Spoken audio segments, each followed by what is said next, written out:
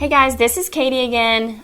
I work at the farm here with my family, and we are getting the garden ready to go, and hopefully we'll start selling produce soon.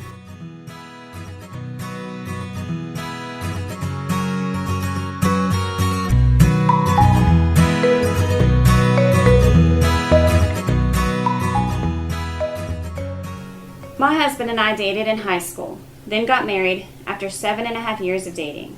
When we were dating, he'd often tell me that he loved me, and I'd say, "I know," with a confused look. It wasn't that I didn't love him, whatever that meant at that age. I just didn't know why he had to tell me. I was happy dating him, and any chance I got to be around him, I took it. He added quality to my life by bringing adventure and fun. I've often said that he was my elixir as I dealt with severe anxiety and depression at the time. But when I was with him, my worries momentarily faded away. He's the only one I've trusted enough to enjoy without an itinerary. I also knew that he was kind and that he put others' needs above what he wanted, not just mine. I wanted that for my future family, so I didn't doubt my commitment to the relationship even though we were so young and admittedly dumb. One day, I offhandedly and probably flippantly quipped about how I responded to his profession of love, and Paul looked at me with the same confusion as his son. And he said something to the effect of, "How is that helpful?" How is that helpful? Really? What do you mean? How is that helpful? How are his mere words helpful? He should know by my actions that I love him. I love being around him. I choose to spend my free time with him. Of course I love him. What's the confusion?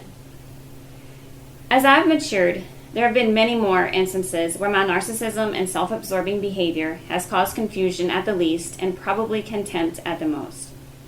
I immaturely thought that actions were enough. I didn't admit wrong, partly because that's just not fun. I don't care who you are, but because it was also obvious. If it was pointed out, why would I say I'm wrong? I know it seems so insensitive and selfish when I say it out loud because, well, it was, and it still is. I had carried into the relationship such a fear of failure and mistakes that I never cemented any thoughts, dreams, or aspirations by speaking them out loud.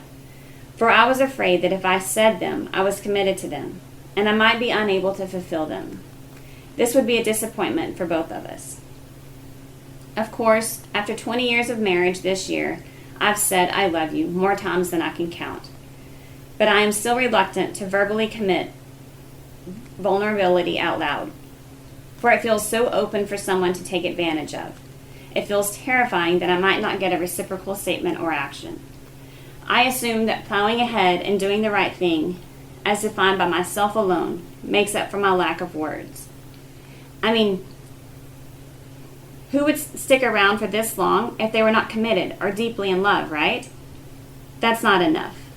Words don't cement your final thoughts in life, but they are a profession of your current state in life. Yes, big concepts rarely change, but we are constantly changing and adding to our understanding of ourselves, others, and the world. Without these conversations, we become islands, living among each other without any relationship. We slowly drift apart because we assume we know where each other are at. As my boys are growing up, I'm realizing that words are reflective of our actions, help us conceptualize our experiences, good and bad, and formulate new, more mature behavior. Christ constantly discussed and even argued with his disciples because he was gauging where they were at and giving them new milestones for improvement. He never told them that he was abandoning them for their various thoughts or behaviors, but he did give them an alternative and more mature perspective, even with his last interaction with Judas.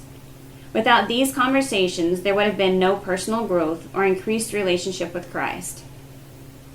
So from the bottom of my heart, I'm sorry. I'm sorry for being selfish. I'm sorry for only viewing the world from my hurt and insecurities. And I'm sorry for speaking flippantly about things that are so meaningful and necessary for life. I love you, and I have nowhere else to go. I'm not even looking.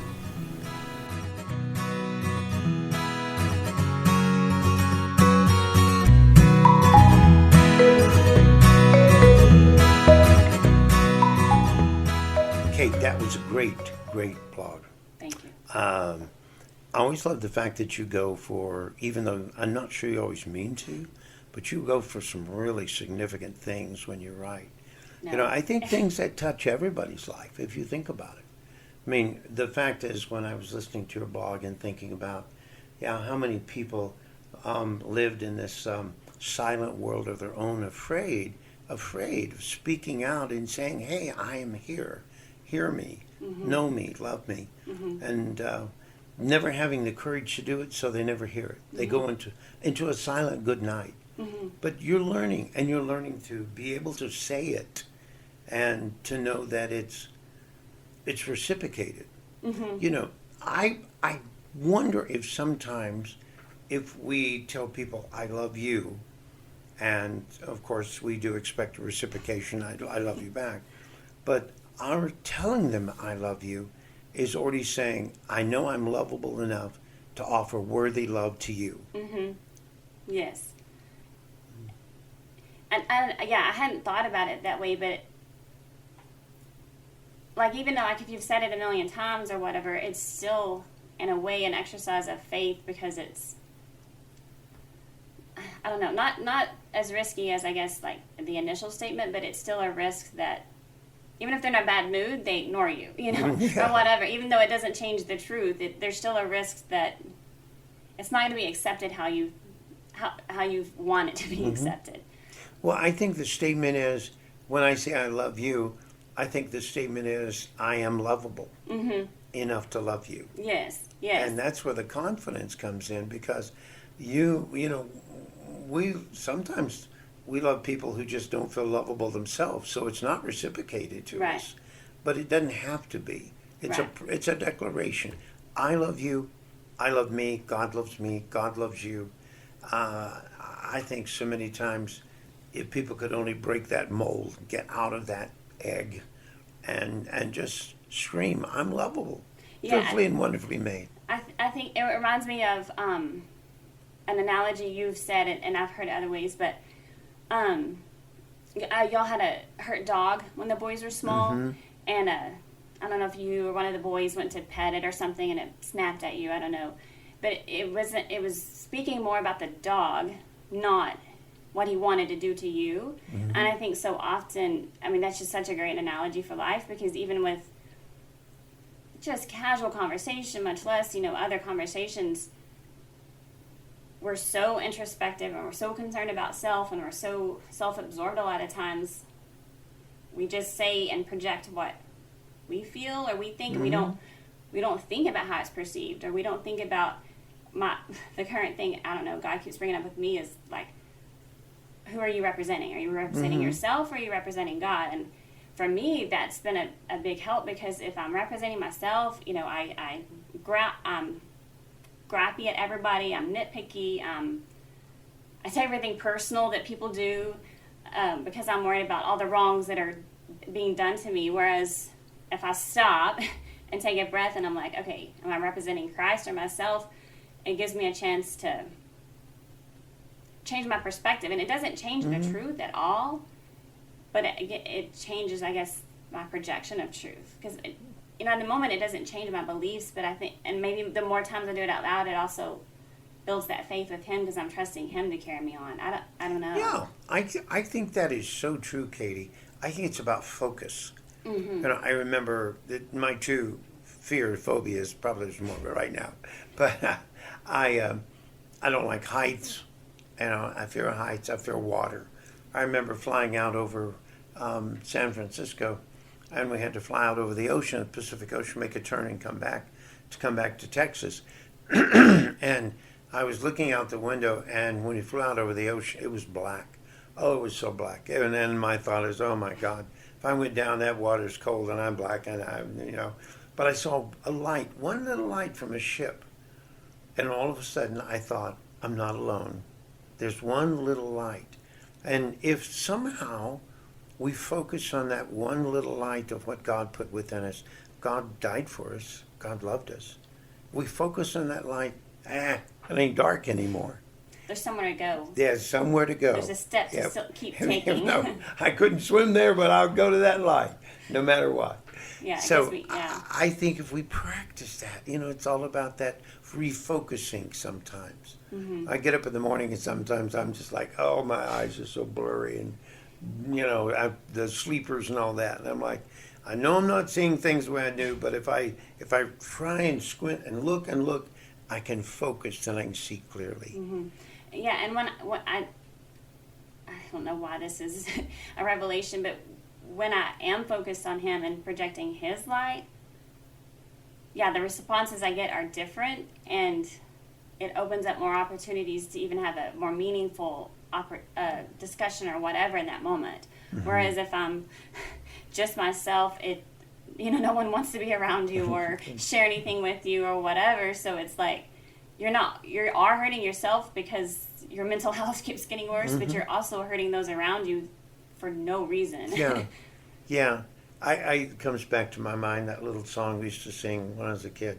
This little light of mine, I'm going to let it shine. Mm-hmm. Sometimes there's more truth in the simple than there is the great theologically profound. Mm-hmm. But you keep pushing on, girl. I think you've got some great insights, and I love the way you're growing and seeing and saying, this is me. And you look back and you say, I don't know who that girl was, but she ain't here now. I know. It's I don't know if I was going to say scary, but I don't know what the word is. I don't know. Amazing. I guess. I don't know. Like when I look back, like, I don't know, crushing. I don't know what the word is, but when I look back, it's like, I don't know, sad. I don't know, overwhelming. But that's looking at one and saying, I'm not that person that I was. Well, I never was. It was, the fear was bigger, but I think that's what's odd to me too, because I'm like, I wasn't any different, and I knew that, but nobody around me knew it because that's not what I was projecting. Mm-mm. And because of that, I think it probably would have slowly eaten away at me, and where the light that was in me would have maybe slowly died out. I don't know, but it was still there. I just didn't have the confidence to project it. It reminds me of a little dog. Nana has a little dog that barks ferociously while she wags her tail. I'm like, That's sometimes the way we are. We bark, but we're wagging our tail, going, hey, I really don't want you to go away. Yeah, I don't want you to leave. I don't want you to be upset. I just want you to know I'm upset and I need a hug. Yes. But we can't say that. Yeah, that's something like Jeremiah always, he'll say or whatever, like, I don't know, we'll be fighting or whatever, and he's like, why don't you just ask for what you want? I'm like, because you'll say no. But it's like, okay, but that's fine. We can have a conversation about no, but when we fight, we don't have a conversation. I'm like, I guess so. So right. So true. And not that it couldn't be like a disagreement, but like the fighting with the emotions and all that, where there's no discussion. We never get to the issue. We plow through the defense shields never get broken down. Yeah. That's great, Kate. Thanks so much for writing. Keep writing, because I think you're touching a lot of people's lives, because your subjects are so real. Thank you. Thank you. Bless you.